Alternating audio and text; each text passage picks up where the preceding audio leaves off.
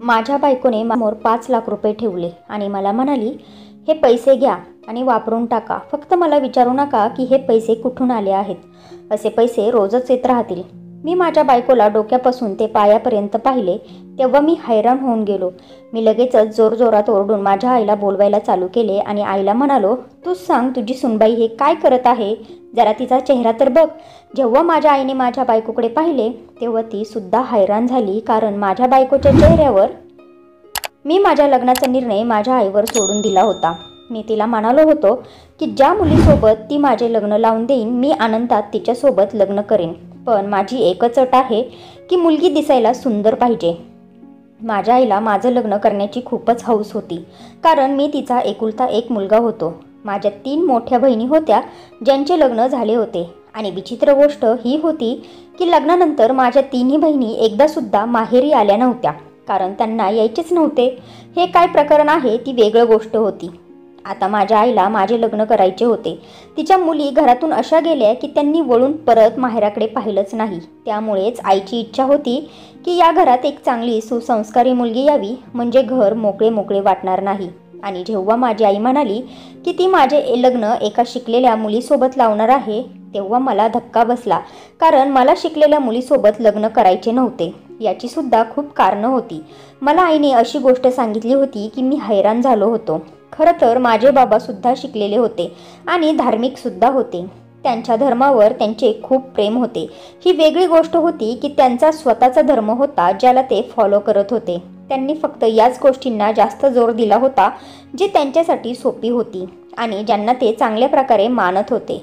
आईच्या अगोदर त्यांनी पहिले लग्न केले होते, पण ती बाई त्यांना 3 महिन्यानंतरच सोडून गेली होती आणि मग त्यांनी माझ्या आईसोबत लग्न केले. माझ्या 3 बहिणी होत्या ज्या माझ्यापेक्षा मोठ्या होत्या. माझ्या बाबांनी घरातले वातावरण असे बनवले होते की घरात श्वास घ्यायला सुद्धा अवघड झाले होते. त्यामुळे त्या बिचाऱ्या घरातून बाहेर पडण्यासाठी प्रार्थना करत होत्या आणि त्या तिघींना जी पहिली स्थळं आली त्यांनी त्या स्थळांना होकार दिला होता. हे सुद्धा पाहिले नाही की मुलगा कसा आहे, त्याचा चेहरा कसा आहे, काय करतो. त्या फक्त हेच म्हणत होत्या की आम्हाला या घरातून बाहेर पडायचे आहे, कारण या घरातले वातावरण कधीच बदलणार नाही. माझे बाबा घरात ना टीव्ही लावून देत होते, ना फोन ठेवून देत होते आणि नाही कोणता फोटो लावून देत होते, नाही कुठे येऊन जाऊन देत होते. आम्ही पुणे शहरात राहत होतो. पुणे शहर अशी जागा नव्हती जिथे काहीच पाहण्यासाठी नाही आणि सगळे लोक घरातच राहतील, कुठेच ये जा करणार नाहीत. अहो, उलट पुणे शहर तर असे होते जिथे कित्येक गोष्टी पाहण्यासारख्या आहेत. माझ्या बाबांनी तर माझ्या 3ही बहिणींना जसे काही कैदच करून ठेवले होते. त्या घरातून फक्त तेव्हाच बाहेर पडत होत्या जेव्हा त्या आजारी असायच्या. त्या सुद्धा इतक्या आजारी की जेव्हा त्यांना डॉक्टरांजवळ जाण्याशिवाय काहीच पर्याय उरायचा नाही. मग माझे बाबाच त्यांना डॉक्टरांकडे घेऊन जायचे. माझी मोठी बहीण तर बिचारी कायमच पोटात दुखण्याचा बहाणा करत होती, म्हणजे डॉक्टरांजवळ जाण्याच्या बहाण्याने बाहेरच्या हवेत जायला मिळेल. आणि याच चक्करमध्ये बिचारी डॉक्टरांकडून इंजेक्शन घेत होती, म्हणजे कोणाला संशय यायला नको की तिने खोटं बोलले होते. ती घरात एवढी त्रासली होती की तिने पहिल्या स्थळाला होकार देऊन घरातून निघून गेली होती. मला माझ्या बाबांचा खूप राग येत होता. मी मुलगा होतो तरी सुद्धा माझ्यावर सुद्धा खूप निर्बंध लावले होते. जेव्हा माझ्या आईने मला सांगितले की तिने माझ्यासाठी एक शिकलेली मुलगी पसंत केली आहे, मी तिला म्हणालो की मी तिच्याशी अजिबातच लग्न करणार नाही. मला असले लोक आवडत नाही जी खूप स्वतःला शहाणे समजतात. त्यांना स्वतःवर खूप घमंड असतो. या शिकलेल्या लोकांना तर फक्त स्वतःचाच विचार पडलेला असतो आणि त्यांचे विचित्र नियम असतात. मी आईला म्हणालो की तू सुद्धा शिकलेल्या माणसासोबतच लग्न केले आहे, मग तुला त्यांच्याकडून काय सुख भेटले? मग तुला का माझे लग्न शिकलेल्या मुलीसोबतच करायचे आहे? माझी आई मला म्हणाली, अरे वेड्या, ती एक स्त्री आहे आणि तू पुरुष, म्हणून या घरात तुझेच नियम चालतील. तुझे बाबा तर पुरुष होते, त्यामुळेच त्यांचेच या घरावर राज्य होते. मी आईला म्हणालो, आई, आता पहिल्यासारखा जमाना राहिला नाही. खरं तर घर स्त्रीचेच असते, स्त्रीचेच घरावर राज्य असते. घरावर राज्य असो किंवा नसो, पण नियम तर स्त्रीचेच असतात. बस मला लग्न करायचे नाही. पण जेव्हा आईने मला त्या मुलीचा फोटो दाखवला तेव्हा मी हैराण झालो होतो. मला असे वाटत होते की हा फोटो एखाद्या ॲक्टरचा आहे, जिला साधी कपडे घालून मला दाखवले जात आहे. इतकी सुंदर मुलगी मी माझ्या जीवनात पाहिलीच नव्हती. माझी आई मला म्हणाली, बघ किती सुंदर आहे ना, सुसंस्कारी आहे आणि शिकलेली सुद्धा आहे. मुलांची ट्यूशन घेते आता तूच सांग, तुला तिच्यापेक्षा चांगली मुलगी कुठे मिळेल का? आजकाल तर लोक खूपच वाईट होत चालले आहेत, पण मुलीच्या घरचे लोकसुद्धा चांगले आहेत आणि मुलगीसुद्धा सुंदर आहे. मुलांना शिकवते आणि देवाचे नामस्मरणसुद्धा करत असते. अशी सून नशीबवाल्यालाच मिळते. आईचे बोलणे ऐकून मी शांत झालो होतो. मी आईला म्हणालो, तुझी जी मर्जी असेल ते तू कर. आई हसायला लागली. ती म्हणाली की तू सुद्धा सुंदर बापाचाच मुलगा आहेस ना, तुझ्या बाबांनी सुद्धा असेच लग्न केले होते. मी आईला म्हणालो, मग लग्न करून तुला कोणते सुख भेटले, कोणता आनंद भेटला? मी माझ्या बाबांवर बिलकुल जाणार नाही. मी माझ्या बायकोसोबत चांगल्या प्रकारेच राहणार आणि चांगला संसार करून दाखवणार. माझे बाबा आता सुद्धा पहिल्यासारखेच हट्टी होते आणि आता मी त्यांना म्हणालो होतो की जे नियम तुम्ही तुमच्या मुलींसाठी बनवले होते ते माझ्या बायकोसाठी नसेल. माझे मन करेल तेव्हा मी तिला बाहेर फिरायला घेऊन जाईन आणि जर घरात TV लावण्याचा मूड झाला तर आम्ही TV सुद्धा लावणार. माझी आई मला म्हणाली होती की तुझ्या होणाऱ्या बायकोला TV पाहण्याची आवड नाही आहे. आईच्या या बोलण्यावर मी थोडा टेन्शनमध्ये आलो होतो. एखाद्या मनुष्याचा असा स्वभाव नाही पाहिजे की फक्त एकाच गोष्टीच्या मागे पडावे. प्रत्येक गोष्टीला बॅलन्समध्ये ठेवलेच पाहिजे. असो, माझे घर होते आणि माझी मर्जीसुद्धा चालू शकत होती. त्या मुलीचे नाव कोमल होते. मला तिचे नावसुद्धा खूप आवडले होते. मी माझ्या आईला म्हणालो की आई, मुलगी तर सुंदर आहे, पण एकदा मला तिला भेटायचे आहे. एकदा मला तिच्याशी थोडं बोलायचे आहे. आमच्या दोघांची भेट ठरव. माझी आई म्हणाली की ठीक आहे, मी तिच्या घरच्यांसोबत बोलते. आईने दुसऱ्याच दिवशी कोमलच्या घरच्यांना फोन केला आणि त्यांना सांगितले आणि आमची भेट ठरली. मग दुसऱ्या दिवशी गार्डनमध्ये गेलो जिथे कोमल येणार होती. जेव्हा मी कोमलला पहिल्यांदा माझ्या डोळ्यांनी पाहिले तर ती फोटोपेक्षा कितीतरी पटीने सुंदर दिसत होती. कोमलसोबत गप्पा मारता मारता मला जाणवले की ती माझ्या जीवनाला आकार देईल, माझ्या जीवनात आनंद घेऊन येईल. असेच दिवस निघून गेले आणि आमच्या दोघांचे लग्न झाले. आमच्या लग्नाची पहिली रात्र होती. मी तिला पहिले सगळं काही सांगितले होते की मला कोणत्याही गोष्टीचा हट्ट केलेला अजिबातच आवडत नाही, मग तो धर्म का असेना. कोमल मला म्हणाली होती की तुम्ही काळजी करू नका, असे काहीच होणार नाही. मी विचार करत होतो की मी त्या पुरुषांमधला नाही जो आपल्या बायकोला लग्नाच्या पहिल्याच रात्री लेक्चर देत बसेल, पण मला लेक्चर देता देता खूपच वेळ निघून गेला होता. या गोष्टीवर मी थोडा विचारात पडलो होतो की मी सुद्धा तेच केले, पण माझे संपूर्ण लेक्चर तर फक्त तिच्यासाठीच होते. त्याच्यात आमचाच फायदा होता. माझी इच्छा नव्हती की माझ्या बायकोची सुद्धा माझ्या बहिणींसारखी या घरात कोंडमारी व्हावी. मी तिला सांगितले होते की घरात फक्त नॉर्मल पद्धतीनेच राहा. पुढचा दिवस आमच्या लग्नाचा दुसरा दिवस होता. तेव्हा मी असे काही पाहिले की मी पाहून हैराण झालो. सकाळी 10 वाजले होते. तेव्हा 15-20 मुले आपल्या पाटणीवर बॅग घेऊन आमच्या घरी आले. मी त्यांना विचारले की तुम्ही कोण आहात, तुम्हाला आमच्याकडे काय काम आहे? तेव्हा ते म्हणाले की आम्ही ट्युशनला आलो आहोत. मी त्यांना म्हणालो, तुमच्या टीचरचे आता लग्न झाले आहे. मी त्यांना हेच म्हणत होतो की माझी बायको बाहेर आली आणि म्हणाली, खरं तर या मुलांना मीच बोलवले आहे. यांना थोडे शिकवण्याचे राहिले आहे. मी त्यांना शिकवण्याचे अचानकच सोडू शकत नाही ना. या अगोदर की मी अजून काही बोलणार तेवढ्यात माझी आई म्हणाली की हो, चांगले केले सुनबाई, हे तर चांगलेच काम आहे. जेव्हा यांचा कोर्स पूर्ण होईल तेव्हा ते निघून जातील. मला ही गोष्ट आवडली नव्हती. मी म्हणालो की माझ्या घराला काही स्कूल बनवले आहेस का? मला अजून बोलायचे होते, पण मी शांत झालो. माझी बायको म्हणाली, जास्त टाईम नाही लागणार. मी पटकन या मुलांचे काम संपवते आणि मग मी त्यांना इथून पाठवते आणि परत नवीन मुलांना इथे बोलावणार नाही. माझी बायको आमच्या घरच्या मागच्या परिसरातील होती. इथून 3-4 गल्ल्या राहत होती. त्यामुळे त्या मुलांना तिच्या घरी येणे किंवा तिकडून आमच्या घरी येणे कोणता मोठा त्रास नव्हता. माझी बायको मुलांना शिकवण्यासाठी बसली. मी आईला म्हणालो, सासूबाईंना खूप काळजी वाटते की सुनबाई येईल आणि सगळे घर सांभाळेल. आता ही इथे बसून मुलांना शिकवेल तर घरातले काम कोण करेल? माझी आई म्हणाली की ती कुठे असे लाजिरवाणे काम करत आहे, मुलांना तर शिकवत आहे ना. उलट तिला याचा काहीच फायदा नाही, पण तिला पुण्य तर लागेल कारण ती पैसे घेत नाही. हे ऐकून तर मी अजूनच हैराण झालो होतो. म्हणालो, पैसे सुद्धा घेत नाही? माझी आई म्हणाली, हो, पैसे सुद्धा घेत नाही, फक्त शिकवते. आणि तसे पण ही सगळी मुलं तिच्याच परिसरातील आहे ना, मग आपल्या शेजारच्यांकडून कोण पैसे घेते? मी म्हणालो, ठीक आहे, मग आता तुलाच स्वयंपाक बनवायला लागेल. माझी आई म्हणाली, काहीच हरकत नाही, दिवसाचा स्वयंपाक मी करेल, संध्याकाळचा ती करेल. जर मला काहीच त्रास नाही आहे तर तू सुद्धा तुझे तोंड बंद कर. मी सुद्धा शांत झालो होतो आणि घरातून बाहेर पडलो. तर बाहेर पाहिले की घरासमोर खूप मोठी गाडी उभी होती. ही गाडी कमीत कमी 70 ते 80 लाखाची तरी असेल. मी त्याच्यातल्या ड्रायव्हरला विचारले की तुम्ही इथे का गाडी घेऊन उभे आहात. तो ड्रायव्हर म्हणाला की ते छोटे मालक आतमध्ये ट्युशनला गेले आहेत, त्यांना घेण्यासाठी इथे उभा आहे. मी म्हणालो, तुमचा मुलगा आहे. तो ड्रायव्हर म्हणाला, नाही, आमच्या साहेबांचा मुलगा आहे. तेव्हा मी हैराण झालो होतो की माझी बायको इतक्या श्रीमंत माणसांच्या मुलांना शिकवते आणि त्यांच्याकडून 1 रुपयासुद्धा घेत नाही. हा तर पूर्णपणे वेडेपणा आहे. पण मी तरी काय करू शकत होतो. मी माझ्या कामावर निघून गेलो. बरं, कोणत्या कामावर? माझे काम बिलकुल चांगले नव्हते. मी कर्ज घेऊन ठेवले होते आणि जेव्हापासून मी कर्ज घेतले होते तेव्हापासून माझ्या ऑफिसचे सर माझ्यासोबत चांगले वागत नव्हते. अर्थातच त्याने मला पैसे दिले होते. मग जो तुम्हाला पैसे देतो तो तुमच्यासाठी असाच वागतो. पहिलेसुद्धा मी कामावर लेट येत होतो आणि आता तर माझे लग्न झाले होते. पण आज सरांनी माझी क्लास घेतली. म्हणाला की आज तू उशीर का केलास. मी म्हणालो, सर, आत्ता माझे लग्न झाले आहे. तो म्हणाला, मग लग्न झाले आहेत तर जा, तुझ्या बायकोकडे जाऊन बस. ही नोकरी सोडून दे. मला त्याच्या बोलण्याचे खूपच वाईट वाटले होते. हे तो मोठ्या आवाजात म्हणाला होता. बाकी तिथले लोक सगळे मला हसत होते. तसे पण मी माझ्या नोकरीसाठी संतुष्ट नव्हतोच आणि आता त्यानंतर घराची परिस्थिती अजूनच वाईट होत चालली होती. माझ्या बाबांनी तर आयुष्यभर आमच्यावर अधिकारच गाजवला होता. काही काम तर त्यांनी केलेच नव्हते.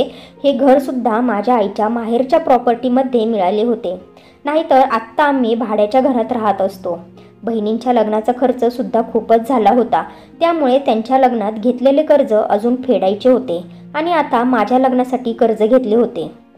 माझी बायको घरी बसल्या बसल्या मुलांची ट्युशन घ्यायची, पण फुकटच. जर एका मुलाकडून 500 रुपये घेतले तर महिन्याचे 10,000 जमा झाले असते. कारण मी सकाळीच पाहिले होते तेव्हा घरात 15 ते 20 मुले आली होती. पण माझी बायको असे करणार नव्हती. मला माहिती होते की माझे आयुष्य हे आता खूपच बेकार जाणार आहे. तसे पण आयुष्य हे टिपिकल असते. फक्त काम करा आणि पैसे कमवा. मी कामावरून लगेच घरी परत आलो होतो. तेव्हा खूप टेन्शनमध्ये होतो. माझ्या बायकोने विचारले की काय झालं आहे तुम्हाला. मी तिला म्हणालो, तीच गोष्ट जी प्रत्येक माणसासोबत घडते. इतकी महागाई वाढली आहे आणि माझे कामसुद्धा चांगले चालले नाही. माझ्यावर खूप कर्ज आहे. मी खूप टेन्शनमध्ये आहे. बायको म्हणाली, तुम्ही काळजी करू नका, मी आहे ना, मी सगळं काही ठीक करेल. मी तिला म्हणालो, तू काय करणार आहेस. जर तुला काय करायचेच असेल तर हे कर की या घराचे वातावरण ठीक कर, या घराचे टेन्शन दूर कर. माझी इच्छा नाही की मी परत अशा प्रकारे कामावरून घरी यावे. ती म्हणाली, असे काहीच नाही होणार, मी तुमची मदत करेल, सगळं काही ठीक होईल. मी तिला म्हणालो, मला तुझी मदत नाही पाहिजे, फक्त तू घराला चांगली सांभाळ, एवढंच. या गोष्टीवर ती शांत बसली. तिच्या बोलण्याचा काय अर्थ होता की ती माझी मदत करेल. ती माझ्यासाठी काय करू शकत होती. काहीच करू शकत नव्हती. दिवस असेच चालले होते आणि परिस्थिती आणखीनच वाईट होत चालली होती. लग्नाला 1 महिना पूर्ण झाला होता. माझे तर रूपच पूर्ण बदलून गेले होते. माझ्या आईने माझ्या लग्नाच्या आनंदासाठी माहिती नाही कुठून कर्ज घेऊन ठेवले होते. सारखे मला लोकांचे फोन येत होते की तुमच्या या गोष्टीचे पैसे राहिले आहेत, त्या गोष्टीचे पैसे राहिले आहेत. मी आईला विचारले तर ती मला म्हणाली, माझा एकच मुलगा आहे, मी माझ्या सुनेसाठीच खर्च केला आहे. महागाई खूप वाढली आहे. माहितीच पडले नाही. ज्या वस्तू बघत होते मन म्हणत होते की त्या वस्तू खरेदी करू. एकदा तर सोनाराचा मला फोन आला होता. तो मला म्हणाला, 2 सेट तुमची आई इथून घेऊन गेली होती, पण फक्त 50,000 रुपयेच तिने दिले होते. अजून 1 लाख रुपये राहिले आहे. मी म्हणालो, आता मी 1 लाख रुपये कुठून आणणार. तेव्हा तो सोनार मला म्हणाला, हे तर तुम्हाला पहिले कळायला हवे होते, तुम्ही पहिला विचार करायला हवा होता. मी माझ्या आईला म्हणालो, तू तुझ्या सुनेसाठी कोणाला विचारून 2 सेट घेतले. मी तुला म्हणालो होतो की एकच सेट घे.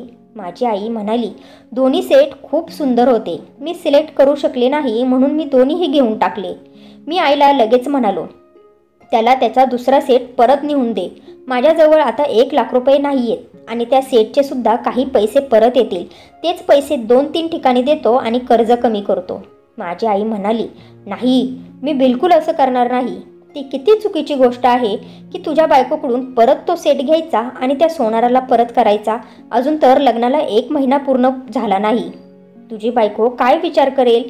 ती काय म्हणेल की हे सर्व माझ्याकडून परत घेण्यासाठीच दिले होते का? मी आईला म्हणालो, त्या सगळ्या मोठमोठ्या गोष्टी असतात की मी मदत करेल, मी सर्व काही ठीक करेल. तुझ्या सुनबाईला सांग की आता मदत करण्याची वेळ आली आहे. माझी आई म्हणाली, तुला काय झाले आहे? तू इतका निष्ठुर का होत चालला आहे? मी म्हणालो, जेव्हा घरातल्या कर्त्या पुरुषाच्या खिशात पैसे नसतात ना, तेव्हा असेच होते. मी काय करू शकत होतो? प्रत्येक क्षणाला पैशांची गरज भासत होती आणि पैसे येणार नसेल तर हे घर कसे चालणार होते? माझे बाबा आजकाल तर घरीच राहत नव्हते. त्यांचा मोठा भाऊ गावाला राहत होता. माझे वडील त्यांच्या भावाकडे जाऊन बसले होते आणि जरी ते घरी असले तरी काय करू शकले असते? उलट गावावरून फोन करून ते मलाच पैसे मागतात की मला औषध घ्यायचे आहेत. पण त्यांच्या भावाला सुद्धा चांगला इन्कम आहे. मग त्यांचा भाऊ आपल्या भावाला औषधे सुद्धा घेऊ शकत नव्हता का?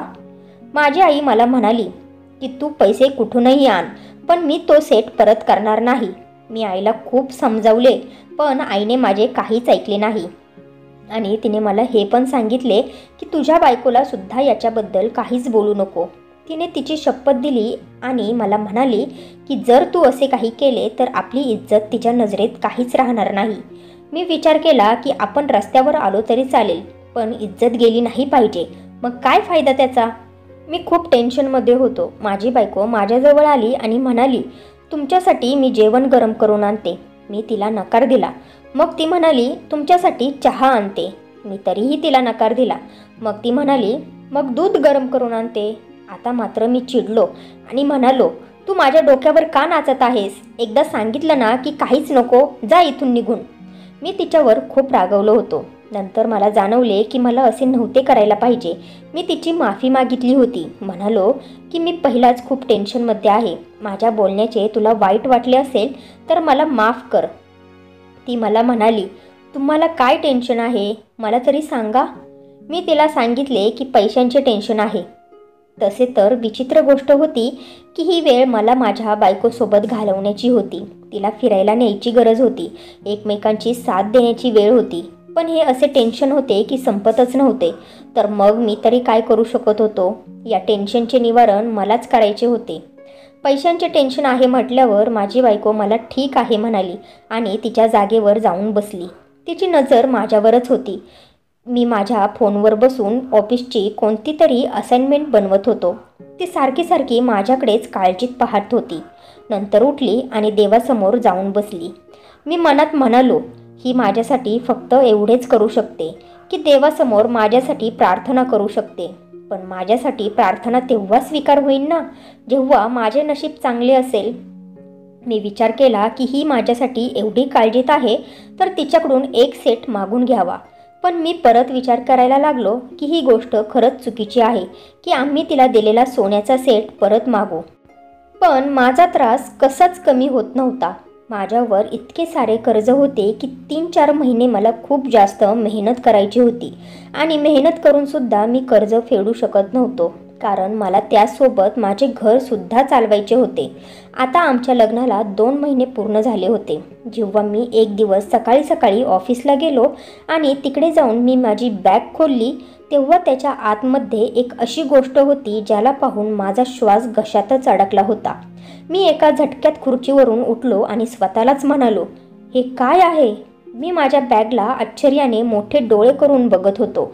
नंतर मी माझ्या आजूबाजूला सुद्धा नजर फिरवली की मला कोणी पाहत तर नाही ना, कारण या बॅगेत खूप सारे पैसे होते.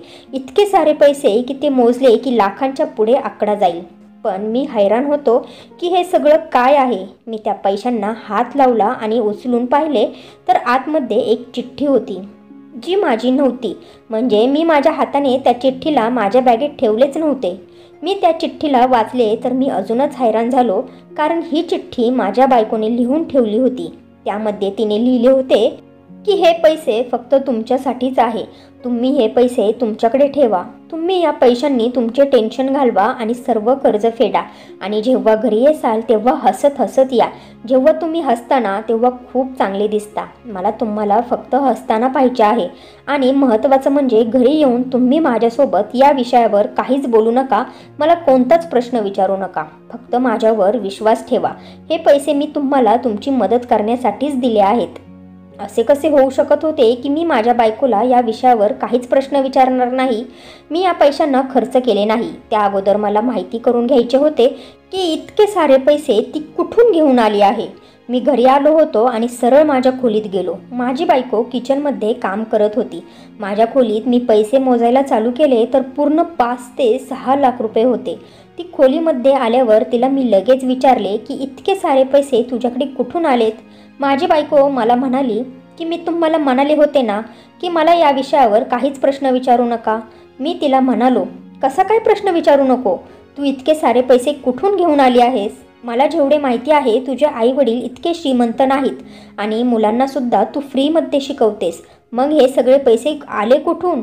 तू तुझ्या लग्नाच्या अगोदर एवढे पैसे जमा करून ठेवले होते का?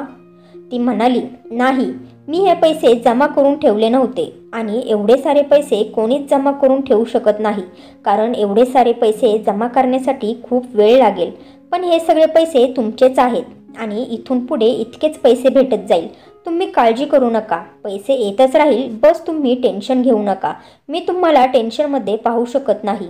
मी तिला म्हणालो, जर तू मला खरं काय आहे हे सांगणार नसशील तर माझ्यापेक्षा टेन्शनमध्ये या जगात माणूस कोणताच नसेल. मला खरं खरं सांग की नक्की गोष्ट काय आहे. माझी बायको म्हणाली, अहो सोडा ना या सर्व गोष्टींना आणि रिलॅक्स व्हा, फक्त टेन्शन घेऊ नका. माझी बायको सारखी सारखी तीच गोष्ट बोलत होती की टेन्शन घेऊ नका, टेन्शन घेऊ नका. मग मला अजूनच राग आला आणि मी तिला रागात म्हणालो, तू काय मला बावळट समजतेस का गं? तू इतके सारे पैसे कुठून तरी घेऊन आली आहेस आणि मला म्हणत आहेस की मी टेन्शन घेऊ नको आणि वर म्हणतेस की एवढेच पैसे परत येत राहतील. तू मला समजतेस काय? तू तर मला ते नाही ना समजत जे मला बोलायचे सुद्धा नाही. मी ओरडून माझ्या आईला बोलावून घेतले आणि मी आईला म्हणालो, हे बघ आई, तुझी सुनबाई काय करत आहे आणि काय बोलत आहे. माझी आई म्हणाली, काय झालं आहे? एवढा का ओरडतोस? काय केलं आहे माझ्या सुनबाईने? मी आईला म्हणालो, तुला खूप हौस होती ना शिकलेली मुलगी घरी आणायची. हा आहे शिकलेल्या मुलीचा चेहरा. हे 5-6 लाख रुपये कुठून घेऊन आले आहे माहिती नाही आणि मला म्हणत आहे की अजून पैसे येत राहतील. मला असे वाटते की हिने तिचे दागिने विकले आहेत. मी खूप रागात होतो. मी हे विसरलो होतो की तिचे दागिने 5-6 लाख रुपयांचेच नव्हते. मी कपाट खोलून तिचे दागिने चेक करायला सुरुवात केली, पण मी हैराण झालो की तिचे दागिने तिथेच होते. मी लगेच तिच्या आईला सुद्धा फोन केला आणि म्हणालो की तुमच्या मुलीने तुमच्याकडून 5 ते 6 लाख रुपये घेतले आहेत का? तर त्या म्हणाल्या, नाही हो जावई बापू, आमच्याकडे एवढे सारे पैसे कसले? तुम्ही असे का म्हणत आहात? काय झालं आहे? मग मी त्यांना म्हणालो की काही नाही मामी, मी सगळं तुम्हाला नंतर सांगतो. माझी आई मला थांबवत होती, पण मी पूर्णपणे वेडा होत चाललो होतो. कधी कपाट खोलून पाहत होतो तर कधी फोन करत होतो. माझी आई मला म्हणाली, अरे एवढा राग का करतोस? माझी बायको रडायला लागली होती. मी आईला म्हणालो, तू आधी तिला विचार, एवढे सारे पैसे कुठून घेऊन आली आहे? ही तर बाहेर कुठे गेली नव्हती, मग हिच्याजवळ इतके सारे पैसे आले तरी कुठून? माझी आई म्हणाली, तू पहिला शांत हो बरं, आपण या विषयावर शांतपणे बोलूयात. माझ्या आईने मला पाणी पाजले. मी एका बाजूला बसलो आणि माझी बायको रडत होती. माझ्या आईने माझ्या बायकोला सुद्धा शांत केले आणि तिला विचारले की बाळा, आता सांग, एवढे सारे पैसे तू कुठून घेऊन आलीस? माझ्या आईने तिला एवढं प्रेमाने विचारले तर माझी बायको म्हणाली, मी 10-12 वर्षांपासून मुलांना शिकवत आले आहे. मुलांकडून 1 रुपया सुद्धा घेत नव्हते. माझ्याकडे फक्त गरिबांचीच मुलं येत नव्हती तर काही श्रीमंतांची सुद्धा मुले येत होती. त्यातला एक मुलगा खूपच श्रीमंत घराण्यातला आहे. या पूर्ण शहरात त्यांचे मोठमोठे टाऊन आहेत. त्या श्रीमंत माणसाच्या मुलाचे नाव राजवीर होते. एक दिवस असे झाले की मी बाजारात गेले होते आणि अचानकच मला रस्त्यावर खूप जोरात आवाज आला. सगळे लोक म्हणायला लागले की कोणाचा तरी ॲक्सिडेंट झाला. म्हणून मी तिथे पाहायला गेले की कोणाचा ॲक्सिडेंट झाला असेल. जेव्हा मी पाहिले तेव्हा राजवीर होता. त्याला पाहून मला खूपच टेन्शन आले होते, कारण तो रक्ताच्या थारोळ्यात रस्त्यावर निश्चित पडला होता. मी त्याला ओळखत होते, त्यामुळे मी पटकन त्याला उचलले आणि हॉस्पिटलमध्ये घेऊन गेले आणि तिथे त्याला ॲडमिट केले. त्याच्या घरच्यांना सुद्धा मी फोन करून सांगितले. आठवड्यातच राजवीर ठीक झाला होता. तेव्हा त्याच्या घरचे माझ्या घरी माझे आभार मानण्यासाठी आले होते. राजवीरचे पप्पा म्हणाले की तुझ्यामुळे माझ्या मुलाचा जीव वाचला आहे. या अगोदर मी माझ्या मुलीला गमावून बसलो आहे. जर राजवीरला काय झाले असते तर आम्ही जगू शकलो नसतो. मी तुझे उपकार कधीच विसरू शकणार नाही. त्यानंतर त्यांनी मला त्यांची मुलगी मानली आहे, कारण त्यांची एक मुलगी होती जिचा काही वर्षांपूर्वी कोणत्या तरी कारणामुळे मृत्यू झाला. तेव्हापासून ते मला त्यांची मुलगी मानतात. मी त्यांना फोन करून आपल्या घरची परिस्थिती सांगितली तेव्हा त्यांनी मला एवढे पैसे दिले आणि म्हणाले की मी तुला हे पैसे कर्जाने देत नाही, तर फक्त तुला वापरायला देत आहे. मी माझ्या बायकोचे हे बोलणे ऐकल्यावर मी तिला म्हणालो, कोण आहे एवढा श्रीमंत माणूस ज्याने तुला 5-6 लाख रुपये असेच देऊन टाकले आणि अजूनसुद्धा पैसे देण्यासाठी तयार आहे. मी अजूनसुद्धा खूप रागात होतो, पण जेव्हा माझ्या बायकोने त्या श्रीमंत माणसाचे नाव सांगितले तेव्हा मी खूप हैराण झालो होतो. माझी बायको म्हणाली होती की युवराज पाटील यांनी पैसे दिले आहेत. हे युवराज पाटील तर आमच्या शहरातले सर्वात श्रीमंत माणूस होते. शहरात त्यांचे मोठमोठे टाऊन होते आणि तिथे एक प्लांट तर 2-2, 3-3 करोडचे होते.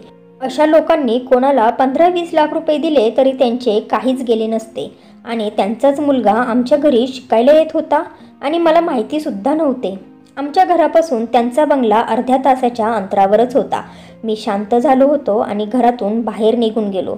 माझ्या आईने माझ्या बायकोला शांत केले आणि ती म्हणाली की तू काही चुकीचे केले नाहीस पोरी. जर तू काही चुकीचे केले असते तर तुझ्या चेहऱ्यावर एवढे समाधान नसते. फक्त तू टेन्शन घेऊ नकोस बाळा. नंतर मी या विषयावर खूप विचार केला की गोष्ट हीच होती, दुसरे काहीच कारण नव्हते. मी त्या पैशांनी सगळे कर्ज फेडले आणि मी जिथे नोकरी करत होतो ती नोकरीसुद्धा सोडली. दुसऱ्या ऑफिसला जॉईन झालो. खरं तर इथे माझी सॅलरी कमी होती पण इज्जत जास्त होती आणि सॅलरी वाढण्याचे चान्सेससुद्धा होते. नाहीतर दुसऱ्या ऑफिसमधले सर खूपच वाईट होते. त्यामुळे मी ती नोकरी सोडल्यामुळे संतुष्ट होतो. मला दुसरी नोकरीसुद्धा लगेच मिळाली होती आणि माझ्या हातात काही पैसेसुद्धा होते आणि मग नंतर बाकीचे पैसेसुद्धा आले. आमच्यावर आता 1 रुपयासुद्धा कर्ज नव्हते. सगळं काही ठीक झाले होते. मी माझ्या बायकोची माफी मागितली आणि तिला म्हणालो, मला माफ कर कोमल. मला माहिती नव्हते की असे सुद्धा असू शकते. मी कधीच विचार केला नव्हता की तुझ्यामुळे मी लखपती होईल. मी इतके सारे पैसे एक साथ कधीच पाहिले नव्हते. कदाचित त्याच्यापेक्षा मी पैसे जास्त कमवले असतील पण आमच्याजवळ कधीच पैसे वाचले नाहीत. माझी बायको म्हणाली, मला फक्त तुम्हाला टेन्शनमध्ये पाहिजे नव्हते त्यामुळे मी त्यांच्यासोबत बोलले, नाहीतर मी असे कधीच केले नसते. याआधीसुद्धा त्यांनी 2-3 वेळा मला सांगितले होते की जर कोणत्या मदतीची गरज असेल तर नक्की मला सांग. ते माझ्या लग्नाला सुद्धा पैसे देणार होते पण आपले लग्न तर नॉर्मल पद्धतीने झाले होते. जास्त खर्च झाला नव्हता त्यामुळे मी त्यांना कोणतीच मदत मागितली नव्हती. फक्त हेच समजा की हा माझ्यासाठी एक पर्याय होता जो मला वापरायचाच नव्हता पण मला वापरायला लागला फक्त आणि फक्त तुमच्यासाठीच. मी माझ्या बायकोला म्हणालो, मला माफ कर कोमल. मी फक्त एक गोंधळलेला माणूस झालो होतो पण आता सर्व काही ठीक झाले आहे. आता आपल्यावर कोणतेच कर्ज नाही आणि कमवण्याची संधीसुद्धा भरपूर आहेत. तू काळजी करू नकोस, सगळं काही ठीक होईल. याच्यानंतर मी माझ्या बायकोवर अजून प्रेम करू लागलो. याच्यासाठी नाही की तिने मला पैसे दिले होते, याच्यासाठी की तिला माझ्या भावनांची कदर होती. तिने तिच्या नियमाला तोडले होते. माझ्यासाठी तिने कोणाला तरी पैसे मागितले होते. उलट तिने स्वतःच्या लग्नाला सुद्धा त्यांच्याकडून पैशांची मदत घेतली नव्हती.